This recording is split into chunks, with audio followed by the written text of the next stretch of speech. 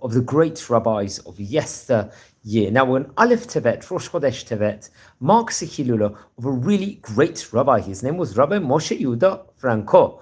Zecher Tzadik Libracha. Now, he was born in English year 1837, and he passed away, I believe, on the 16th of December in the year 1917. Naturally, that would have been Aleph Tevet, first day of the Hebrew month of Tevet. We're talking about he passed away around 107 years ago. He will become a Rishon Lezion, a chief rabbi, let's just say, of the land of Israel for a specific period of time. Very interesting enough. And we mentioned about many of the great chief rabbis of yesteryear inside this series. He would become, let's just say, there was only 2 more Rishon Lezions before they actually came to the Chacham Bashir role in of itself. So I believe he was, if I'm not mistaken, the 33rd Rishon Lezion, out of where there was many all throughout Jewish history, and very, very interesting enough. Let's explore some of the highlights of the great rabbi's life. Now, he was born in the year 1837 in Rhodos. This happened to be in Greece. Remember, that specific vicinity in of itself had a really great Jewish community, and his father was also a great rabbi, Rabbi Yosef Franco.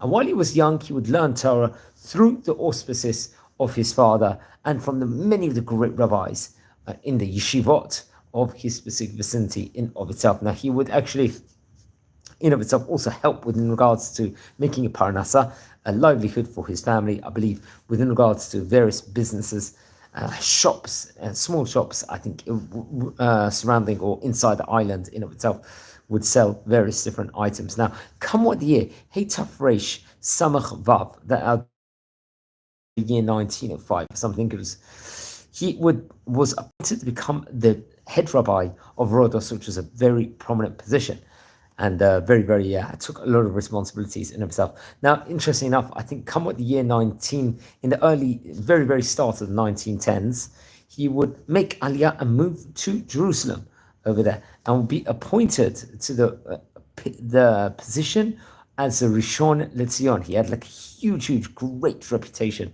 in of itself with the great work he had done inside Rhodos in Greece. So he'd been appointed over there. I think, to be precise, it was in the year 1912 that this great, let's say, prestigious position had come about. And very, but however, I think the First World War broke out.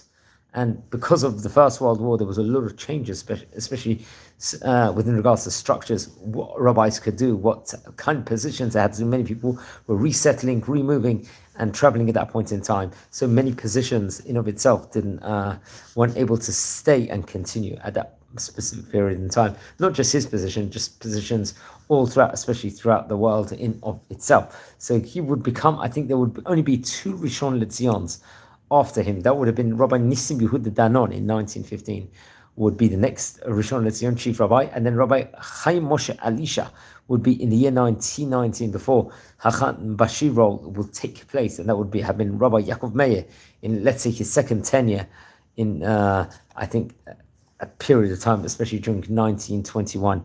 In of itself, very interesting enough. So he was one of them. It's actually interesting. He took over the position as a Rishon Lezion from Rabbi Nachman Betito, another really great rabbi who's spoken about on various occasions before. And I recommend everyone to learn about the great Rishon Lezions of yesteryear. It's a very interesting topic in of itself, and I would very much recommend that. Now, he had a great family also. Among his brother among his family was Rabbi Yosef and Rav Rachman.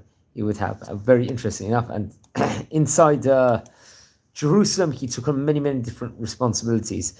And it was actually interesting. I believe it was a rabbi from Turkey that would actually request that he would actually be appointed as the chief rabbi, the Rishon Lezion in of itself. So he came from various different great recommendations in of itself. Now, he passed away in English year 1917, to be precise. It would have been Aleph Tevet, first month of Hebrew month of Tevet, 2 days before Chanukah actually finishes. I believe he was buried in Har HaZeitim, the Mount of Olives burial plot, and he was about 80 years of age at the time when he passed away. And I would recommend everyone, if you watch, I did a video actually covering the great chief rabbis of yesteryear. The first chief rabbi happened to be Rabbi Moshe Gelante, or Rishon Lezion. Rabbi Chaim Moshe Elisha will be the last, let's say, Rishon Lezion. And currently, Rabbi David Yosef will be the chief rabbi in of itself. So we've had nearly about 50 chief rabbis in the land of Israel, Sephardi chief rabbis, you could say, since the 1600s in of itself. And he very much was a great rabbi that was connected to this position. And one of the great rabbis of yesteryear, which is absolutely incredible to learn about.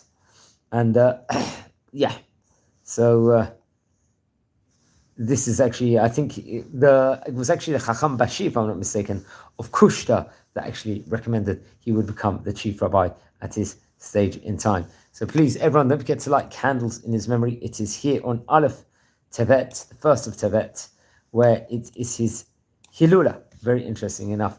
And please learn more about the great rabbis of yesteryear. We've already spoken about probably about 550 rabbis of the great Sephardi communities in of itself. And please learn more about them. We've got a great rabbi here. We're speaking about Rabbi Franco, the Rishon Lezion of yesteryear. Please watch out all the other great rabbis we've covered of the Rishon Lezions in of itself. Learn more about them and take care and be well, everyone. Have a great day.